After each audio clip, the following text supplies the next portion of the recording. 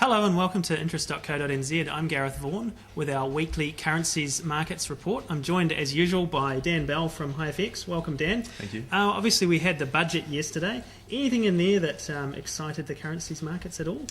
Not really, I mean, I suppose there's a lot more going on offshore at the moment in terms of particularly Greece and the European debt situation, which is really driving the currency markets. We dropped down to under 75 cents against the US dollar this week, so it's the lowest level in about 6 months. And that's just on continuing risk aversion across all global markets. So we've seen stocks and commodities and the New Zealand dollar, Aussie dollar all weaker. The US dollar has been stronger against most major currencies as investors dump so-called risky assets and go back into the perceived safe haven of US government bonds.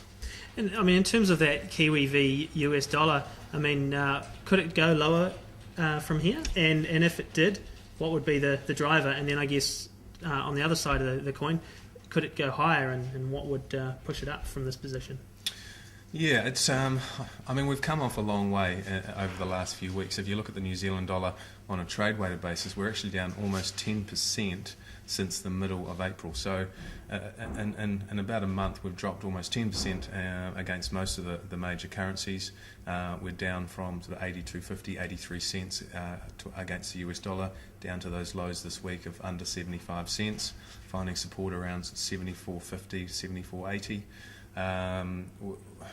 I think the problem that we've got now is that the Greek election is scheduled for the 17th of June, so that the next Greek election isn't until the 17th of June. So between now and then, we're really going to be waiting to see what result comes out of there. And until we get a result, either positive or negative, we're going to be in no man's land to a certain extent. I think that the path of least resistance, for now at least, still seems to be lower. I mean, we had a little bit of a correction last week. The New Zealand dollar sort of rallied a good cent or two off the lows last week, and we're seeing that again overnight. We've come off those lows and sitting back around 75, 70 against the US dollar, so up a good cent overnight.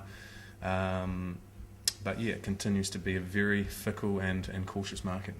So yeah, I mean, obviously, as you say, that Greek election is looming large on the 17th of June.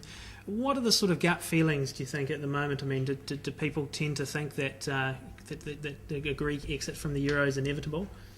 Yeah, well, the ex-PM of Greece, Lucas Papademos, was out in an interview this week where he was really trying to put the potential for a Greek exit from the eurozone in context, and really trying to, I think, speak to the Greek public and basically saying, listen, if Greece were to leave the eurozone, it would have disastrous consequences for them, for Europe and the rest of the world. So I don't think, if you look at the polling in Greece at the moment, most people don't want to leave the eurozone.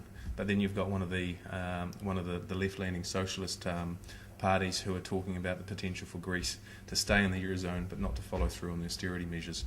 And at this stage, policymakers in Europe are saying, listen, to stay in the eurozone, you need to follow through with these austerity measures. So there's a lot of political tension in Europe and in Greece.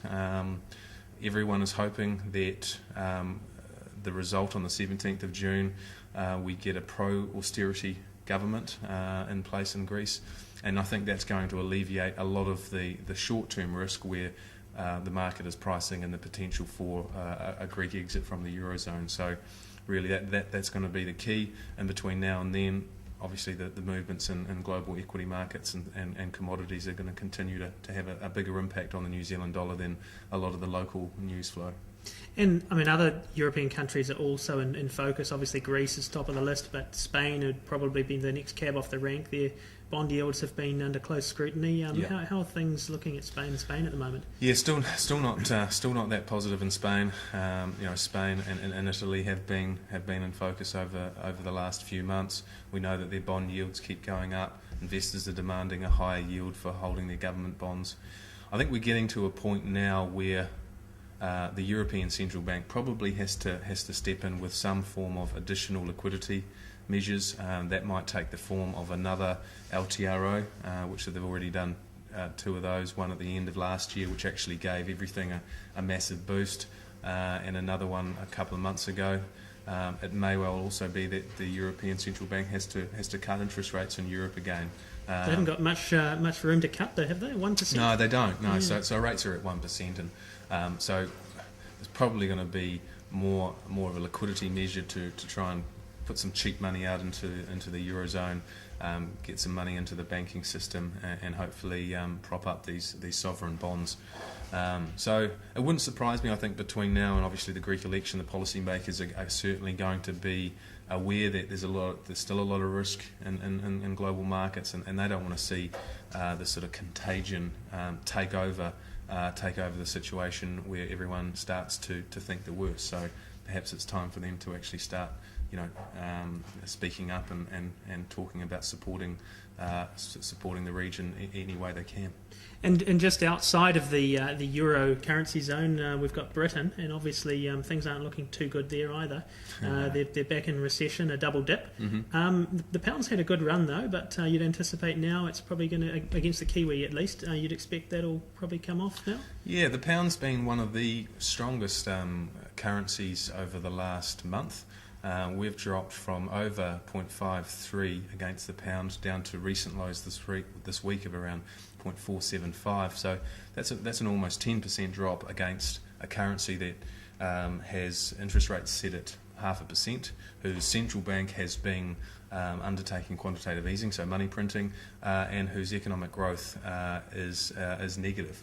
And so you take all that on board, and it really seems counterintuitive that the New Zealand dollar should be weaker against the pound. So I think that we're going to see support for the New Zealand dollar. I think the budget, if one thing the budget showed us yesterday, it shows us that, on a relative basis, New Zealand's public finances are in much better order than most other developed economies, and that our growth forecast, if you look at most of the economists and the government's forecast for economic growth, we're going to be up towards sort of 3% over the next 12 to 18 months, which is certainly a lot better than most other economies. So on that basis, you would think that the global investors will start to look at New Zealand more favourably, and that once we see risk aversion settle down, the New Zealand dollar should in fact firm against those other currencies, but based on the pure fundamentals, which are still a lot more positive here.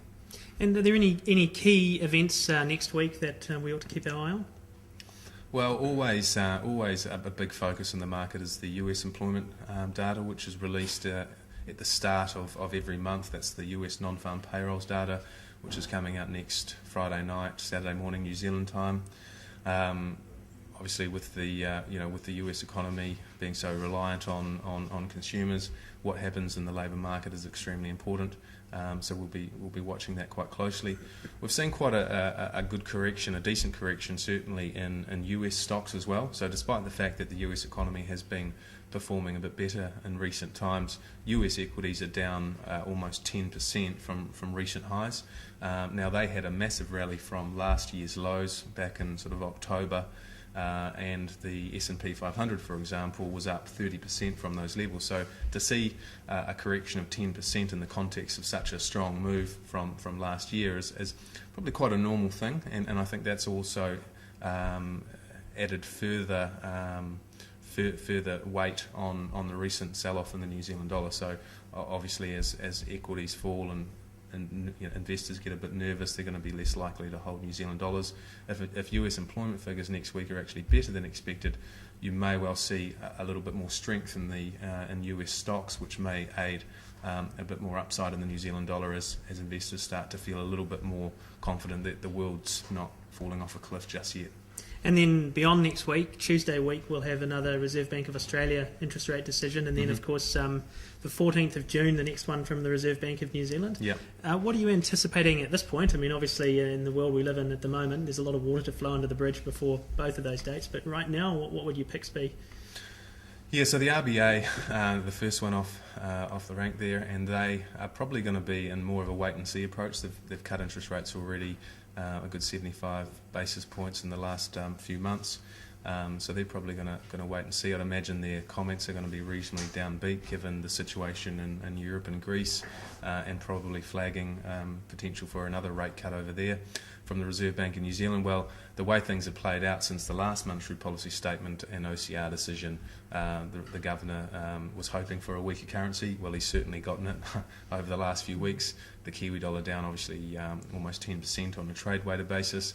So any room for rate cuts from New Zealand, given the weakness in the currency, are probably not on the cards. So it's probably going to be more of a wait-and-see approach from the Reserve Bank of New Zealand as well. So for now I think that the focus will continue to be on those headlines out of Europe, and also how we see the stock markets next week leading up to the US non-farm payrolls data. And then that all-important Greek election on June 17th? The Greek election, and the again, it's going to be some nervous times, I think, going up to that election, and unfortunately anything could happen. No one knows for sure how that's going to unfold, so it's certainly going to be very important. Thanks for that, Dan. That's Dan Bell from HiFX, and I'm Gareth Vaughan at interest.co.nz with another edition of our Currency Report. Never a dull moment.